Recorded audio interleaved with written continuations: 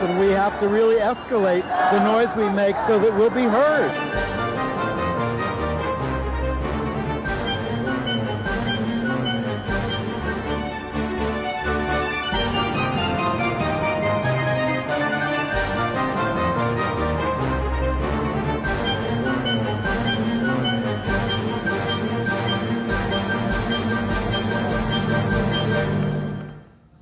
Welcome to Gay USA. I'm Andy Hum. And I am Corey Johnson, sitting in, warming the seat for the irreplaceable, inimitable, my friend, Ann Northrup. You've done this before many times because you, in addition to being our city council member now, you were a gay journalist as well for many years. That's right. So welcome, Corey, and thank you for filling in. And whenever I'm here, honestly, I'm not just saying this to butter Andy Hum up. People stop me on the street and say, I saw you on Gay USA. It's true. There's a big following here. So if you see me on the show, come up to me and say, I saw you next to that handsome devil, Andy Hum. And well, and we do have a program note for all of our viewers who watch us on Free Speech TV. They are changing the schedule yet again. If you watch us in another way, nothing has changed on MNN or anything like that. So for Free Speech, we're now going to be on, these are all Eastern times, Fridays at 4 and 9. We're losing our 11 o'clock. We're not going to be on Saturdays, but we have Sundays at 7 a.m., 1 p.m., and 7 p.m. We'll give this to you. You know, if you sign up for our email, andyhum@aol.com, I'll send you an email every week and give you all this. You can always see us online at gayusatv.org. We're on YouTube. We got a podcast. We're in business. Let's go to the headlines, and it starts with Eureka, because that Arkansas town, Eureka Springs, upheld their LGBT rights ordinance in a referendum. Sam Chacon, who was the founder of the Gay Officers Action League here in New York City, founded in 1982, the year I was born, has died.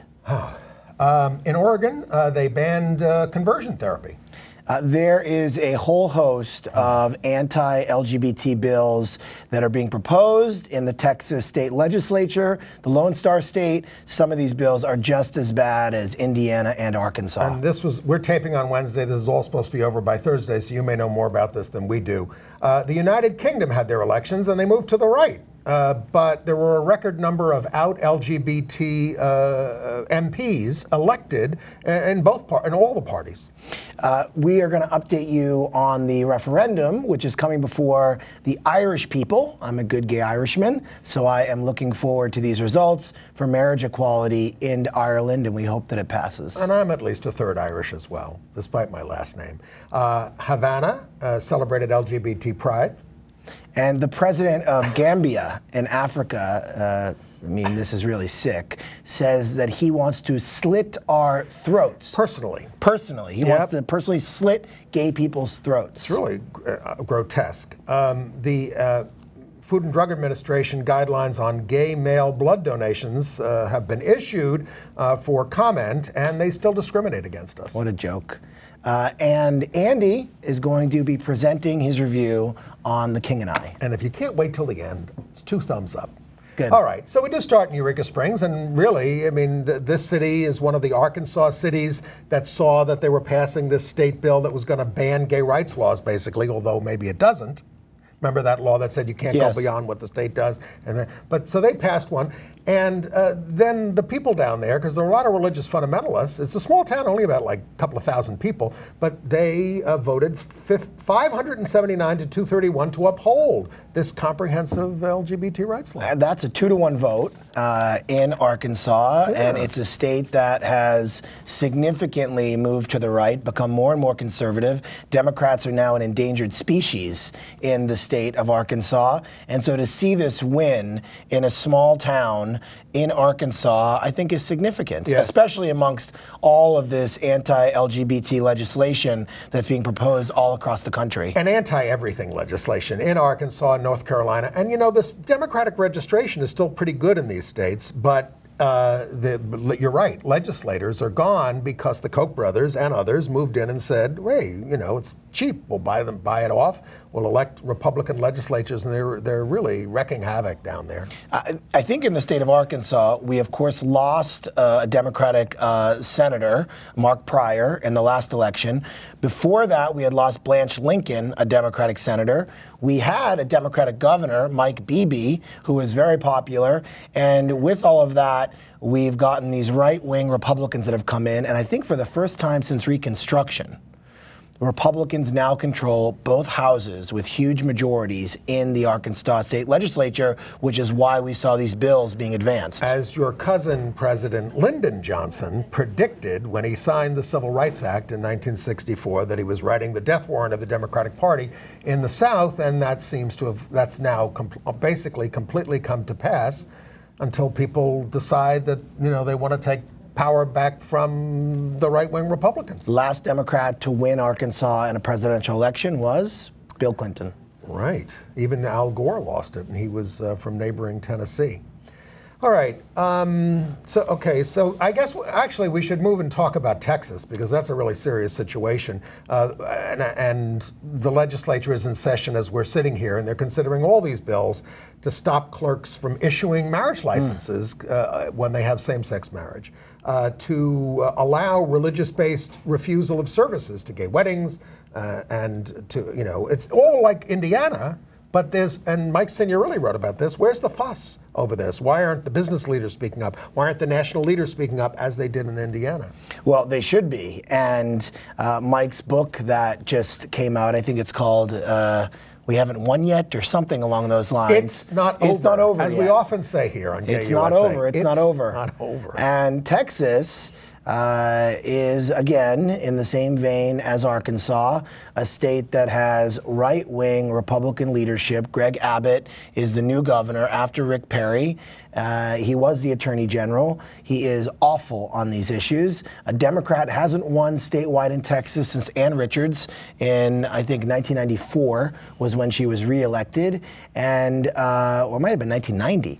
What happened to the demographic trend that's going to overwhelm this and help us, our side? Part of the issue is the demographics in Texas are trending towards eventually a non-white majority, but I think the issue is they're not registered to vote, and even the ones that are registered to vote, Latinos and African Americans and other folks, do not turn out in the numbers that we need. Although in some of these midterm elections and things, actually African Americans who are really getting hurt by these policies have turned out in very good numbers, actually. But not in the same numbers that they turn out in presidential years. That's the issue. So we're going to see what's going to happen. But as you said, Andy, we need large corporations like Dell, which is based in Texas. Apple has a big campus in Texas. They need to speak out. Tim Cook.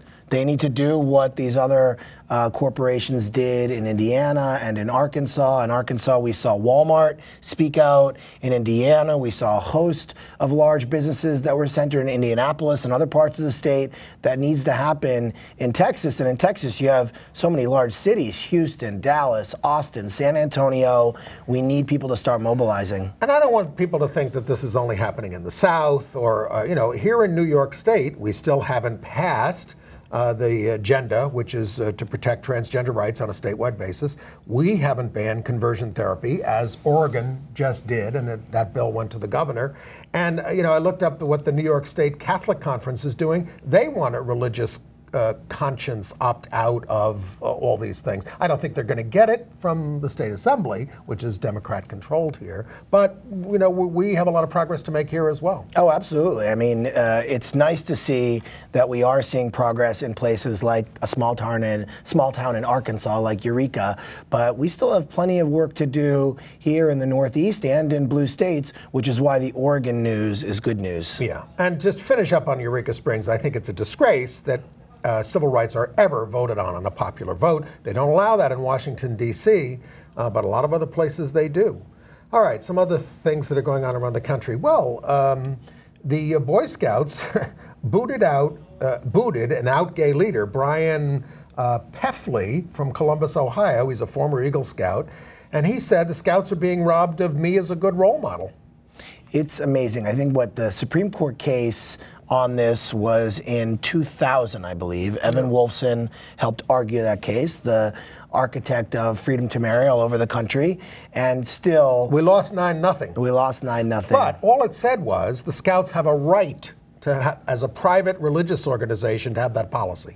And since then, they have gotten rid of the policy of banning gay Scouts, but they don't want gay Scout leaders. And this is being run by former Defense Secretary Bob Gates now. Yeah, Bob Gates. And he made some comments, I believe, last month saying that the Scouts have to change and catch up with the times, but we haven't seen that yet. I mean, the Mormons and the Catholics are the biggest contingents of Scout troops.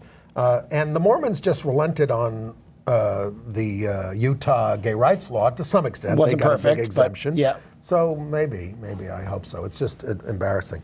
In Nevada, anti-bullying legislation has advanced. And in New Jersey, the story of the high school wrestling champ, what is his name? Donovan. Donovan, yeah, we have a picture of him. He came out as gay during his college recruiting trip.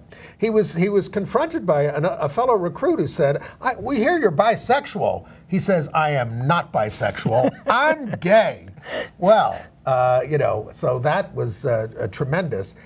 He said the rumor isn't true. So he said the other players on these teams where he's considering going are fine. He said when he was a young player that he considered committing suicide because he was confronting this. And here's his quote. He says, "It's better that everyone know anyway, so I don't end up on a team that doesn't want me for all of me." That's a great quote. I remember when I came out in high school, when I was captain of my high school football team, co-captain. Do we have a picture of that from 1999? No, there's no way. Come on, do we? Is there a picture of me? Do we have a picture? Come on, are you getting a picture? There he is. Oh my God. I was such a twink. Oh, come on. Oh my God. Well, you weren't a twink. You were a kid. Yeah, I mean, my head's cut off in that picture, but I had a lot more hair, and I clearly weighed a lot less. Where was this, Corey? This was in a little small town in Massachusetts. That photo was actually taken in a town called North Reading in Massachusetts. And your story ended up on the front page of the New York Times. That picture did. And on 2020. That's right. The ABC show. That's right, in 2000. And so you did this a long time ago. Well, there's still a lot of work to be done. And this young man, I was a wrestler. I played football, I played lacrosse, I played baseball. Athletics was my life. And it is still, I think, incredibly inspirational to see young gay athletes coming out in droves these days and saying, accept me for who I am, I'm still a good athlete, and we need to ensure that I, whoever the athlete is, can play on a team that accepts me for who I am. When do you think this is not going to be an issue? This came up on the show a couple of weeks ago when the second pro bowler came out. He was one of the winners on the tour, and he came out. When are we not going to talk about it? Well, we still have a ways to go. I mean, you saw the issues of Michael Sam, where he's a great athlete, and ultimately he wasn't kept with the Dallas Cowboys or the St. Louis Rams. So there's still a ways to go, and I think some of that was probably based on his sexual orientation.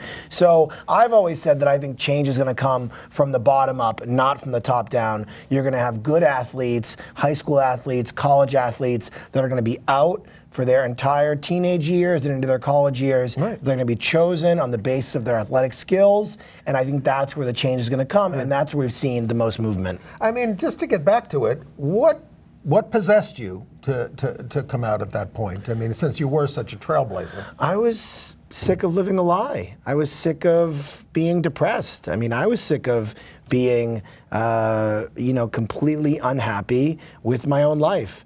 And I was 16 years old. I came out my junior year in high school, 1999. It was a very different time. It was less than a year after Matthew Shepard had been murdered in Wyoming. There was scenes from the protest here in New York as part of the opening credits here for Gay USA. So it was a very different time, though I was very lucky that I grew up and lived in a state like Massachusetts, which was a lot more progressive. Yeah. I was crazy. I mean, I came out in college and became president of the Gay Student Union in 1974. Wow. But I still hadn't told my parents. So I got home and I figured, nobody's told them yet. I better tell them. And I did. And it was nice. And it's been fun ever since. All right. But there are some bad things. Here's a bad story from West Virginia. A Marshall College football player, Stuart Butler, was kicked off the team, the football team, for assaulting a gay couple that he saw kissing on the street. He tried to plead self-defense, but somebody was taking a video of it and said, no, you just went after them, and so they booted him off the team. Well, we still, at least here in New York City, have seen a rash, and some would say an epidemic, of anti-LGBT hate violence that has talk occurred. about this, because you were at the BBQ restaurant in Chelsea, where people probably saw this video online of a guy taking a chair and breaking it over the heads of a gay couple. Although this is an incident that may have arisen from a fight between the two of them, and they both may have been gay. What do we know that we didn't know last week about this? The NYPD has said that they believe it was a bias crime. I don't know much more than that. The video, I think, was appalling. It made me sick to my stomach. I mean, I'm surprised those two guys are still alive after being hit in the head with a huge, deadly chair. And the alleged perpetrator, his picture is clear, and yet he has not been apprehended at this point? Not to my knowledge, but even putting that incident aside, which was very high profile given the video that everyone saw, we see a lot of hate violence in New York City, primarily directed at transgender people. And you represent Chelsea, which is the heart of the LGBT community. Some would say now Hell's Kitchen is the heart of the LGBT community. But yes, my district is Greenwich Village, Chelsea, and Hell's Kitchen, the largest gay community in the city. And there are incidents all the time. Not all of them make the news, but we have hate crimes that happen all the time. And the NYPD has been really good on these issues, but it shows that even though that we've won marriage equality, as Mike Signorelli said, it's not over yet. Right. We still have to keep fighting. So what's your solution to this? You're a legislator, you're in the city council. I mean, what steps do we need to take? Well, I mean, I think it's known that hate is not innate, it is learned. And I think you, Andy, for many years was involved in trying to change our curriculum in New York City so that young people are taught about LGBT history. We have to let people know that we have a deep and rich history and that gay people have been part of our city and our country since the very, very beginning. People can't feel like gay people are foreign to them. And until we are represented in a full way, I think that is still going to be an issue. Okay. Well, there is some good news from around the country. In Tulsa, the mayor signed a bill banning housing discrimination on the basis of gender identity. That's a big deal. That is a big deal. Oklahoma is another one of those states which has a majority Democratic registration, but is now considered, I think, next to Idaho, the most Republican place in the country. There aren't any Democratic elected officials on the statewide level. So there are pockets of good, though.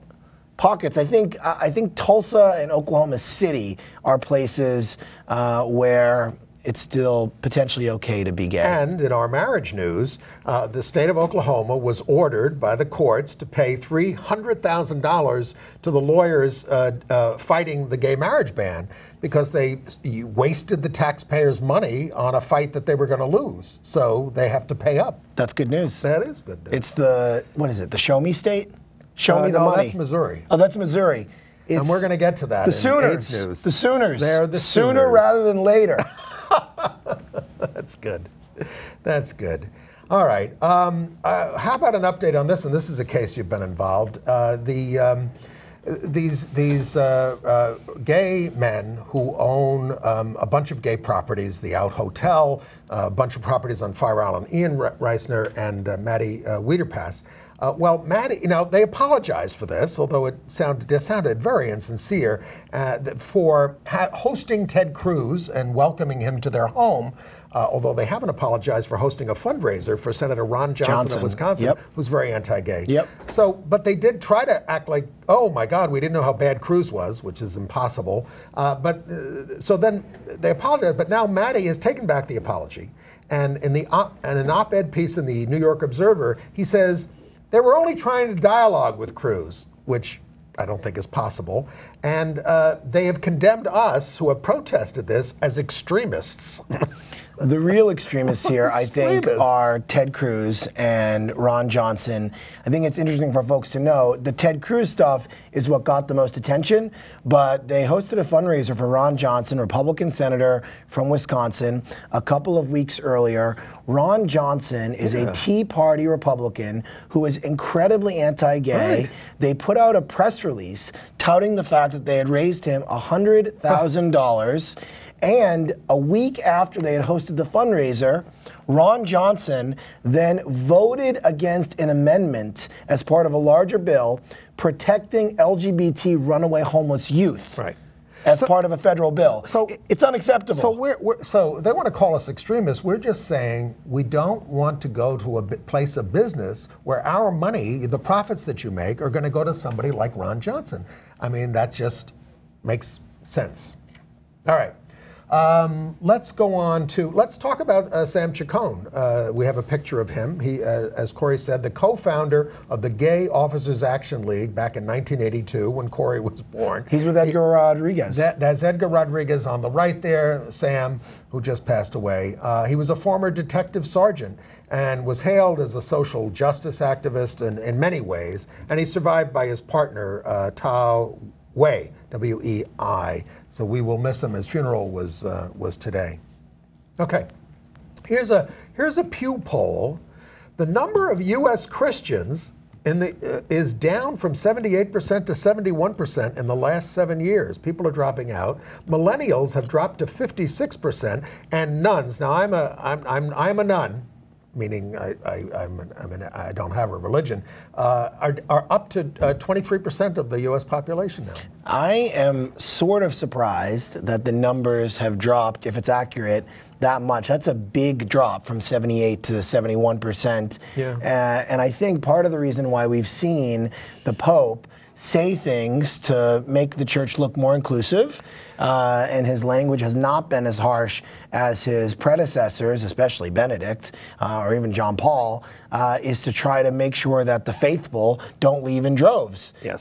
If those numbers are accurate, it seems like they have not been able to stem the tide of losing people. Here on the Gay USA show, we are waiting for the Pope to actually do something, like drop the condemnation of homosexuality, Yes. and really seriously, like welcome gay priests, women priests. Yes. It was nice to see the Pope condemn sexism Yes. a couple of weeks ago, but he's holding a job in the patriarchy where a woman couldn't hold his job. So that's what really needs to happen in my old outfit, the Catholic Church. I agree with you. My mom is very, very religious. She's a Catholic. But she does not, I don't think she'd mind me sharing this, she doesn't go to church anymore because she feels like she can't participate in an institution that condemns her son and also does not treat women as they should be treated. So my mom, though, is like a social justice Catholic. My mom works at a homeless shelter. She clothes and feeds the homeless. And I am at least happy that it seems that the current Pope has talked more about helping the poor than his predecessors had. Yes. So there's still a long way to go. We'll see how the Congress welcomes that. But if you don't change the stuff on gay stuff, we're going to have to protest you like all the previous popes. All right. The Fairfax, Virginia School Board banned discrimination versus trans students and workers. This is in Virginia, where they don't have LGBT rights statewide. And then there's the big story about, we've all talked about the Regenerous study. This is what the right wing uses. Yes. A study that supposedly proved that you do worse when you've got gay parents. So another debunking of that came out this week. Did you hear about this? Out of the University of Connecticut and Indiana University. And it says they misclassified the kids as being raised by same-sex households, and that there are really minimal differences in the way kids raised by gay and straight parents are. They said that a third of the kids in their study that they said were raised by gay parents never either lived with a gay parent for more than a year in their entire lives, or they were adults and they found out their parents were gay later. All this kind of stuff. I mean, it's just completely debunked, and that's all that they have. Let me, Andy, for a second, put on my surprised face that the right wing is lying about gay people, making up propaganda to suit their own needs, and every leading medical association, the American Psychiatric Association, the American Psychological Association, the American Pediatric Association, all of the groups that are actually respected have said for years that it is hooey and it is full of lies to say that that kids raised by gay parents are any different than kids raised by straight parents. And this actually came up in the Supreme Court arguments, where I believe Mary Bonato, our wonderful trailblazing attorney, raised this issue in response to, I think, something that Justice Scalia said. And she had said, every leading medical organization has said that's not true. And then he piped in and said something like, well, it's not unanimous. There are groups out there that have cited, and we have amicus briefs that say that. He was probably referring to this phony, made-up, paid-for study by the right wing, which continues to try to demean us. And the one thing that Justice Kennedy, I think, got right in the previous cases, Windsor decision, was he talked about what are the effects going to be on kids of LGBT parents where their parents are not treated equally. He said it demeans children as well. I think that's got to carry the day. I mean, the other side still talks about us as if we don't have children. I mean, many of us do, not me. Now, what are we going to do about this? And I don't think you can do this in the city council. But in the United States, well, here's the story. 1.5 billion people live in countries where your passport is allowed to say neither male nor female. You can have a third gender, you can say transgender, but the United States State Department has no way to process that when you come into the country with a passport like this, or if you apply for a visa. So they made an exception for this AIDS activist who was coming in from India, but the U.S. still says you have to select male or female when you come here, and you fill out that card on the plane. So we've got to do something about that. We have to do something. I mean, the Obama administration has done more for transgender rights than any administration. He actually said the word transgender in his last State of the Union, which was a big deal. But I think we still have a long way to go. It is still legal to fire trans people in many, many states across the country. And I am very proud that in New York City, we passed a law allowing transgender people to correct their gender markers on their birth certificates. Yes. That was something that the council was able to do.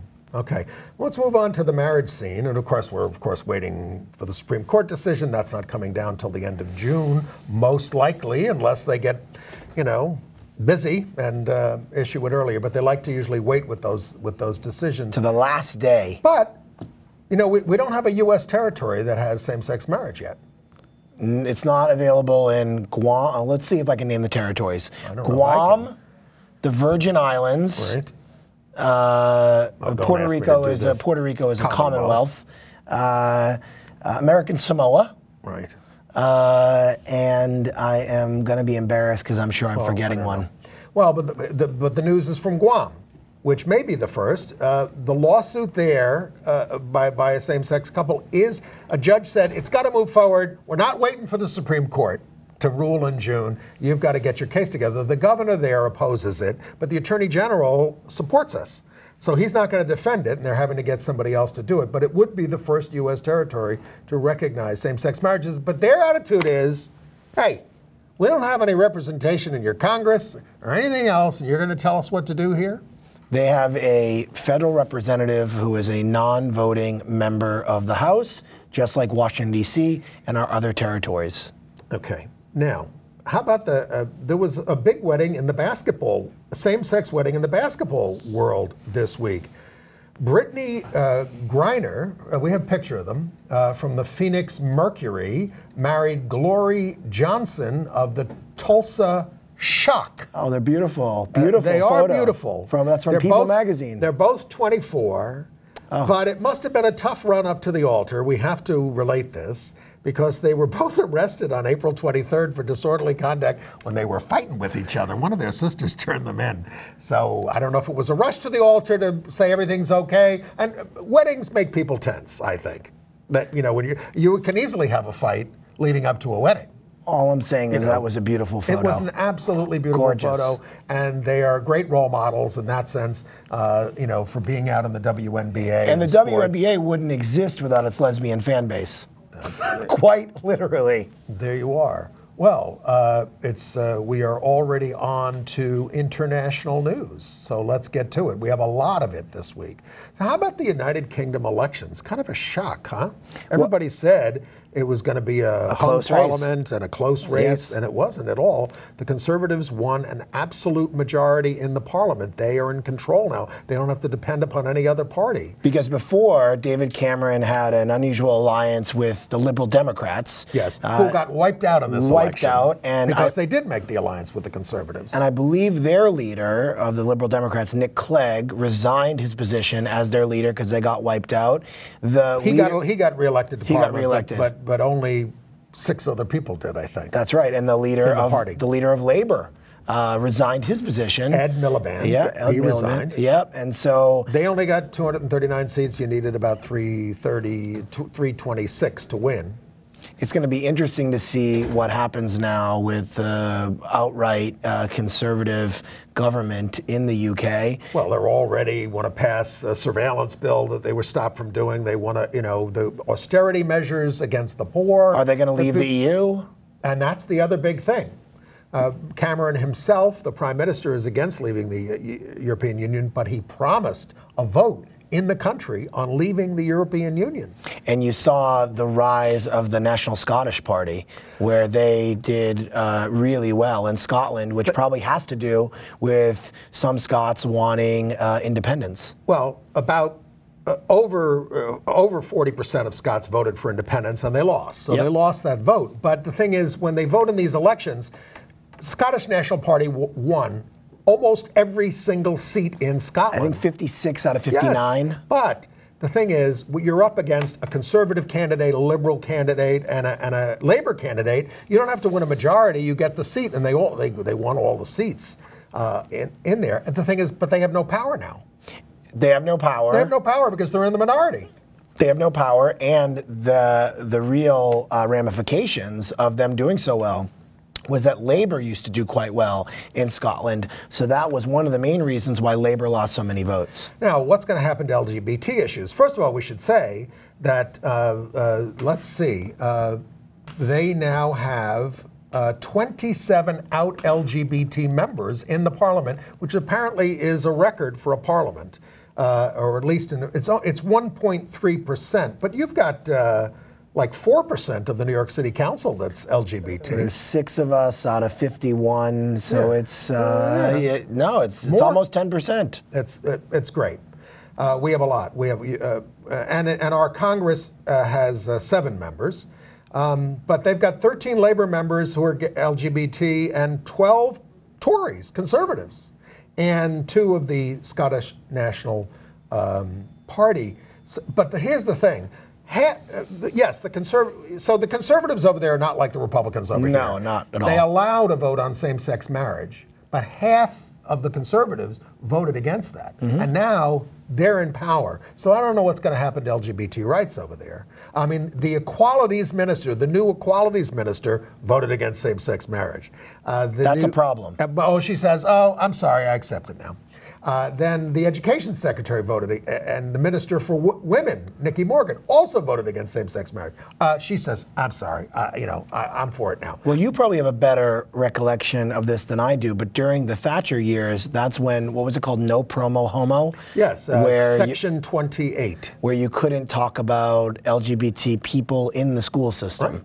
You couldn't at all. It was just banned. Extremely anti-gay. She was very anti-gay, and they went along with her.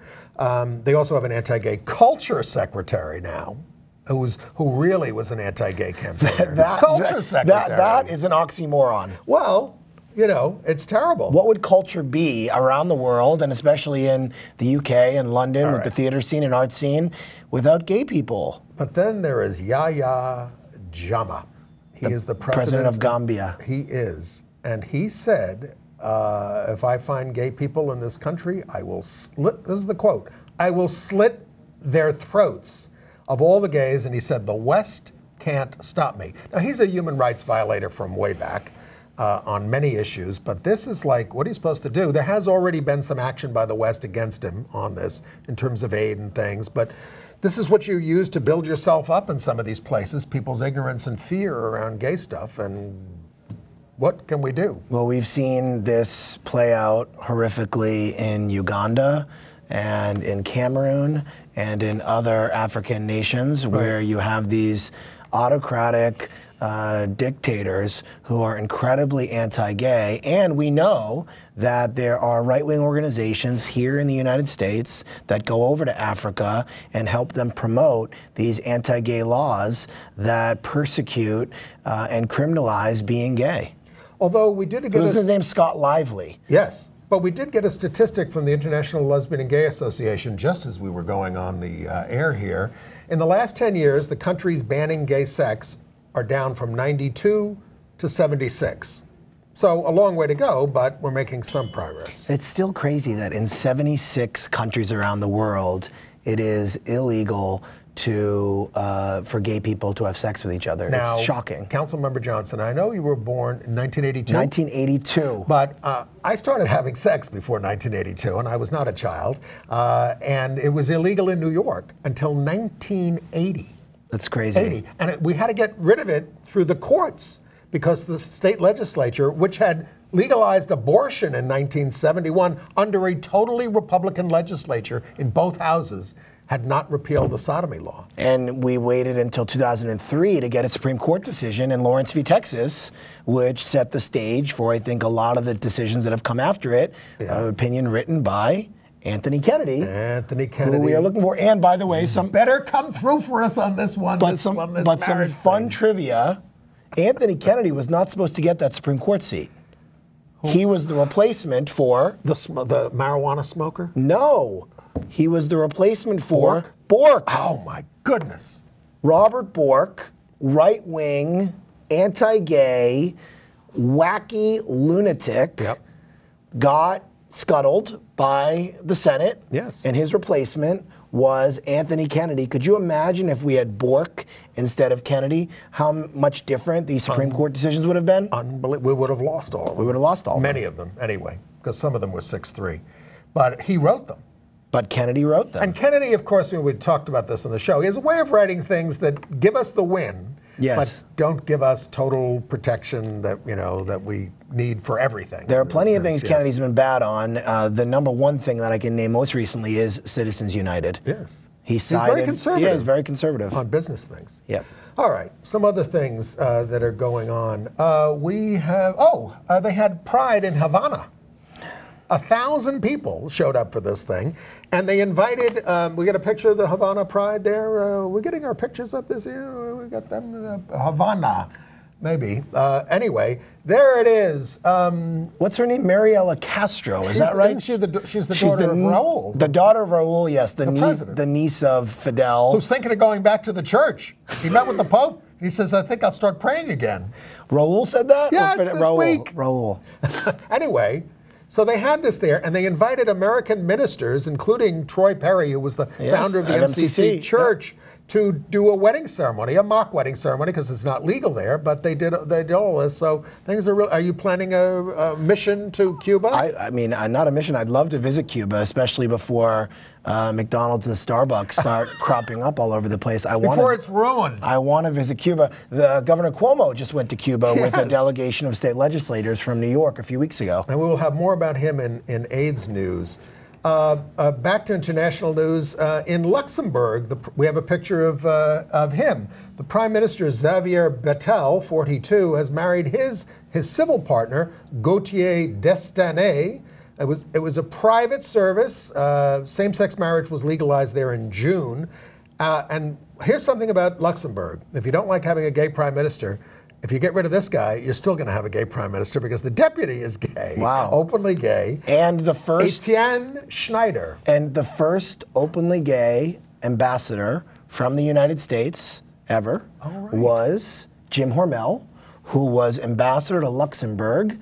President Clinton made him ambassador in the late 90s before he left office. Strenuous objections of Jesse Helms. Of Jesse Helms. You kids don't know who Jesse Helms was, but he was our nemesis. In North Carolina. He was fierce. And ACT UP put a condom over his house. Over his entire house. A condom over his entire house. You can Google this. Google Jesse Helms condom house, and you can watch this video of them putting a condom over his entire house. I think this was part of the documentary that came out with Peter Staley. Yes. Why am I forgetting the name of it?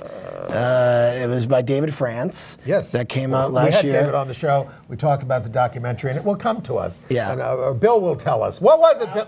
How to survive. How to survive a plague. How did we forget that? Bill gave them a lot of footage. How to survive a plague.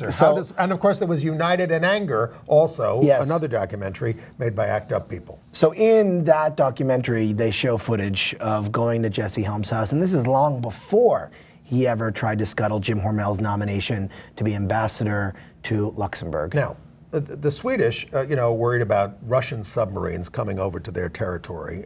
So activists there, not the government, are trying to ward off the Russian subs by submerging a neon sign. There it is. It's called the Singing Sailor. It's a go-go boy, and it sends out signals in Morse code in English and Russian that say, "Welcome to Sweden, gay since 1944." I don't know why they say 1944. Maybe they got rid of their sodomy laws then. I'm not sure. I am so confused by this. It's well, because there's Russia is afraid of gays. I know. Maybe it's a silly story. What's next? Well, maybe we should go on to the Vienna story. Are you confused by this? Vienna is going to host the Eurovision contest. Yes. Okay. Which is a big deal in Europe. I didn't realize it's the 60th one. Anyway. It's like their Super Bowl. All right. So, when you look at a traffic light, they've got a single figure on it that says don't walk, a person walking. So they've replaced their traffic lights with couples. They've got gay couples, lesbian couples, and straight couples, or non-gay couples, as we're supposed to say, up on the lights. But it's in addition to being, very inclusive and everything, it's also designed to get people to pay attention to traffic signals because they don't.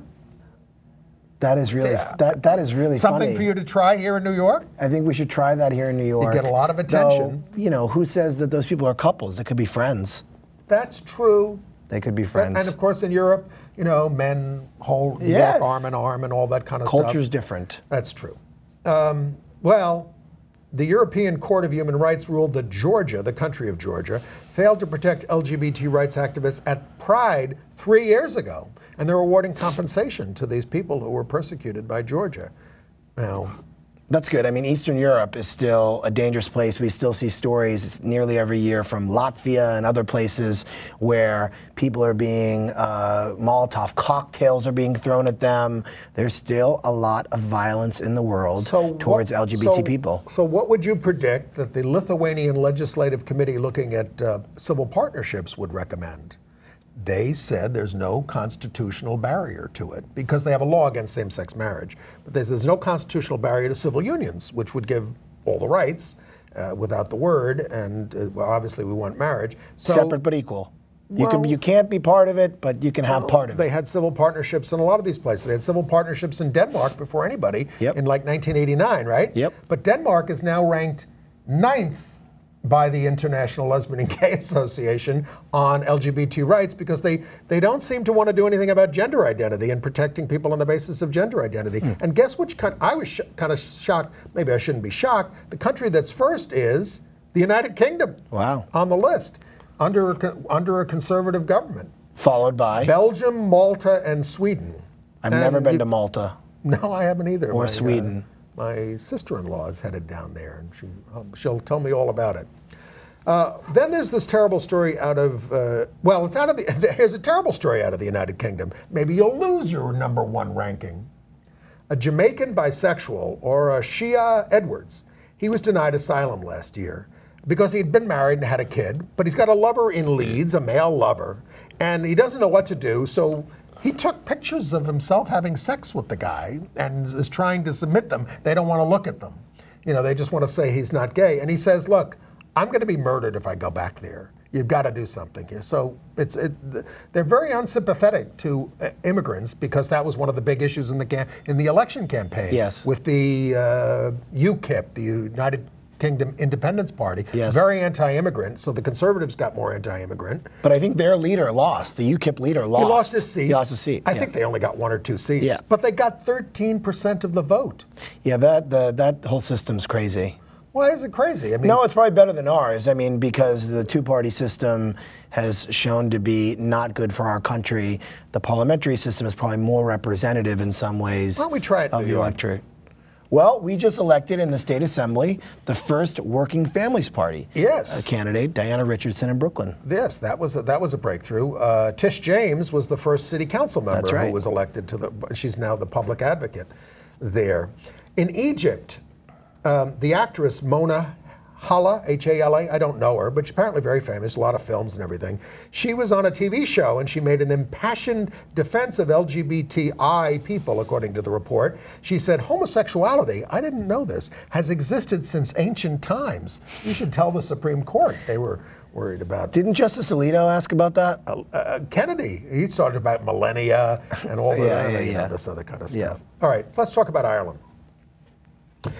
The referendum is May 22nd on this in Ireland. They could become the first country to allow same-sex marriage by a popular vote. I think it's been defeated in other places by popular vote. In some of Eastern Europe, they've had referenda. Now, the polls are at 78% for us.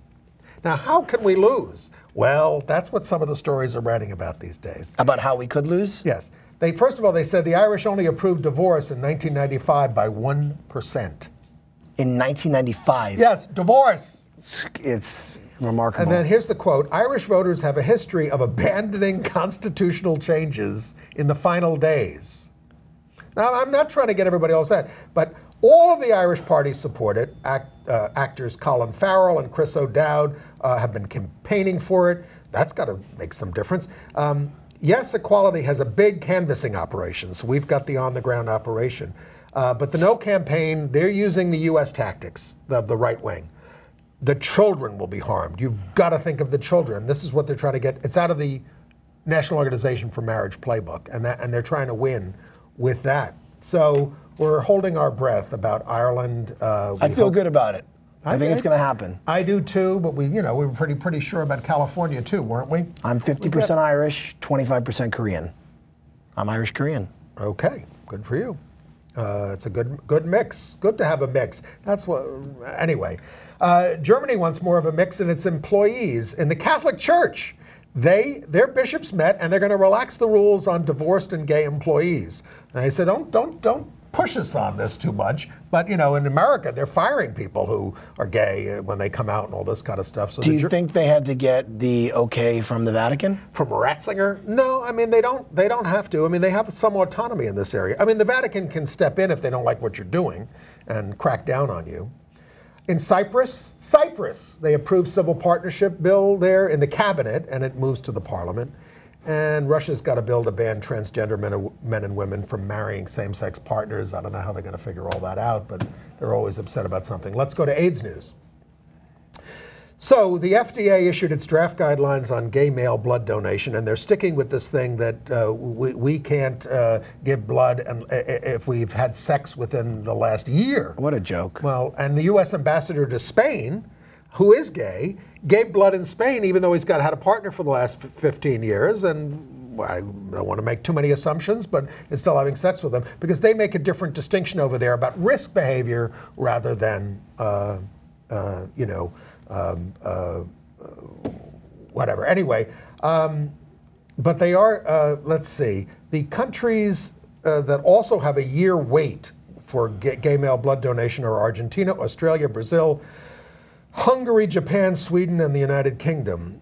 But gender identity is going to be switched to self-identified and self-reported on your donor form rather than sex at birth. So that's some, but they're still discriminating on the basis of sexual orientation, not risk behavior. This was not a decision that was based in science by the FDA, and I think they have been rightly criticized for not handling this in the right way. So we will see what happens. I remember in high school, just after I had come out of the closet when I was 16 years old, the school had a blood drive. And I went to go to the blood drive, and I was 16. I had not been having a lot of anything with anyone.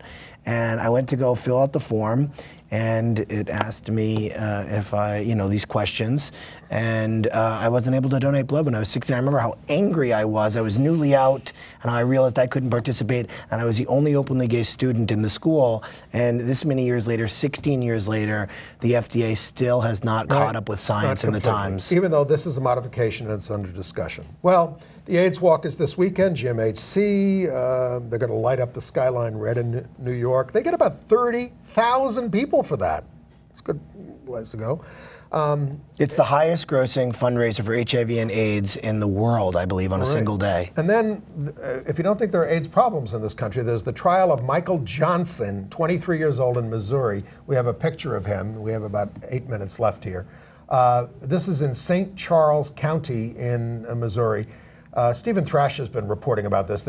He is on trial for not telling his partners that he's HIV positive, and they're saying he infected one and that exposed 4 others, and they could put him away for a long, long time. They've already got him in solitary confinement and have for a while now, because he was indicted about this, a while ago.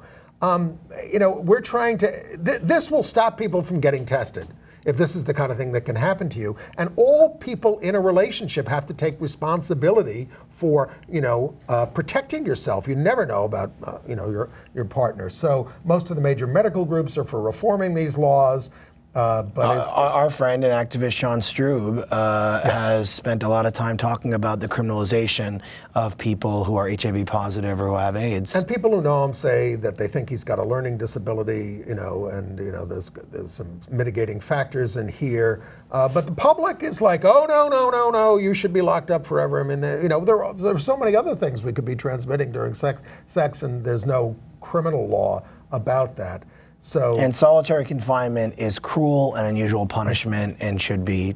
And in the jury selection, 49 of the 51 who were interviewed are white, and he's an African American. It's a white suburb where he is, and all but 13 of the jury pool said that being gay is a sin. So he's up against it. It's not over yet. Well, we got good news from Governor Cuomo this week. He expanded PrEP assistance, which is very necessary, as part of End AIDS 2020, and will reimburse providers for a package of care that includes that. But the Assurant health insurance company said, we're no longer going to cover PrEP. If you're getting it now from us, we're ending it on July 1st. That is a big problem. PrEP can save people's lives. And what do you think about this new implant and antiretroviral that'll work for 40 days? And that's out of Oakcrest Institute of Science in California. They said there's still an adherence problem, but it actually means you don't have to take as many pills or do that kind of stuff. The science is amazing. AMFAR is against the Trans-Pacific Partnership, TPP. Because it will make it harder to fight AIDS around the world, because it'll keep the patents in the hands of the drug companies longer and limit generic versions. And just before we were going on the air, I saw that it looked like the Senate Democrats who were blocking TPP from moving forward, it looks like they have crafted a deal to allow it to move forward. I don't know the details of it, but Obama may get a win on this where Democrats have been opposing him. They would like to see the bill. Yes. That's important, I think. As a legislator, I think it's important to probably see the bill. Well, on the gay front, they're recrafting the comprehensive LGBT rights bill for the country. Jared Polis, who's a sometime viewer of the show, I hope you're watching today. We would like to see the bill and not have it crafted by Gay Incorporated. Show it to us. It should be a simple matter. Yes. We just don't. We want to make sure there are not these overburdensome exemptions or anything like that. And I know you wouldn't do that. So let's all see it and at least talk about it before it goes in. Like there is in ENDA, the Employment Non-Discrimination Act is filled with these loopholes. It was written in the 1990s. It needs to be updated, and it should be a comprehensive civil rights piece of legislation. You're a city councilman. You think we can ask our Congressman Jerry Nadler to get a look at it? I mean, I think it should be seen by the public, not just by us. Jerry is one of the real good guys. Yes. Been there a long time. And a judge in Fresno, California ruled that abstinence-only curricula is a violation of California law which prohibits students, indoctrinating students on just abstaining when there's other ways to protect yourself. Okay. We have a few minutes to do some entertainment news.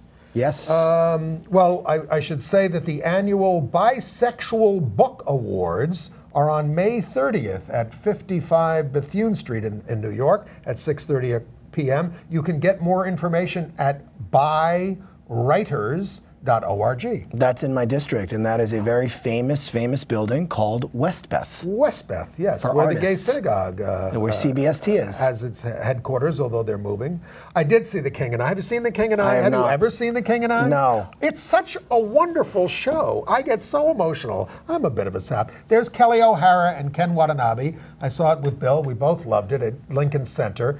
It's one of my all-time favorites, and this is a magnificent production, gives it new life. Kudos to all hands, including Ruthie Ann Miles, who with Kelly and Ken are nominated for Tonys, and the director, Bartlett Sher, who was really the king of bringing Rodgers and Hammerstein back and doing such a wonderful job with it. And how about that Cate Blanchett?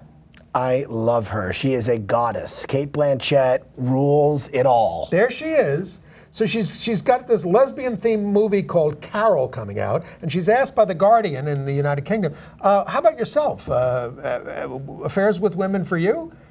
And she says, well, she sort of hesitates, but she goes, well, yes, many when I was younger. Many. I mean, she's married to a man, and she has kids and everything, but she's just very candid about it. That's such a great thing that's happening now with male and female actors. She's an Aussie. She is from Australia, and she is incredible. She's one of the best, I think, actresses of her day. Absolutely. I saw her in a Streetcar Named Desire on stage. And I was, Tennessee Williams, how many times have I seen it? I was absolutely blown away by what she did with that role. It was unbelievable. The best I ever saw. And I just saw her in the new version of Cinderella. Oh, yeah. And she plays the evil stepmother. Yes. And she is frightening in that role. Well, she, of course, won the Academy Award for Best Actress for the Woody Allen movie Blue Jasmine. Oh, Blue Jasmine, yes. But she won the Supporting Actress for playing Katharine Hepburn in The Aviator. With Leonardo DiCaprio. About Howard Hughes. Yes, right. yes. And she plays Kate Hepburn. Now, Kate Hepburn, of course, had many affairs with women and never came out about it. But here's Kate, the new Kate, coming out. And then Elton John, on the 10th anniversary of Billy Elliot in London, gave an interview, and he said his own father stopped coming to his performances, and he was reflecting on that, and he says, I think it was homophobia. Well, you think? And he said that's why Billy Elliot turned him on so much as a role, because he made a musical out of it, as a movie, because the son is a ballet dancer, yes. and his hard, minor father, was tough, sees him dance, and then stands by his son, and it's very, Elton had to be carried out in tears, literally, from the movie. Oh, wow. And then I loved that movie. I loved that I movie. did That was, too. what, over 10 years ago? I liked it more than the musical. The musical. Yes. And there's a new book out by Marty Duberman, a collection of the essays of Doug Ireland, the famous radical gay journalist. It's called The Emperor Has New Clothes, Doug Ireland's radical We voice. miss Doug. We miss Doug. do. Andy, thank you for having me. Thank you for being here. Anything else you want to tell people? Ann, get well. I can't replace Ann Northrup. She's the best. Thank you for being here. Thank you. And we will be Love back. Gay USA. We will be back next week. Take care.